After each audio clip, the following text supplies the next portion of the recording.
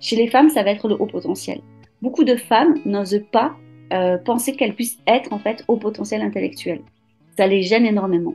Hmm. Euh, on a beaucoup, tu vois, ce cas où lorsque les enfants, elles viennent consulter pour leurs enfants, c'est souvent les femmes, et qu'on leur dit, bah voilà, votre enfant est surdoué, est-ce que vous ou le papa vous l'êtes? Et là, de suite, la phrase type de quasiment mais 90% des femmes, c'est oh non, mais ça peut pas être moi, c'est sûrement le papa, c'est sûr.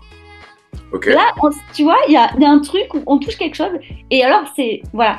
Et la passation de tests de QI, notamment, est très significatif parce que pour un homme, ça peut être un soulagement.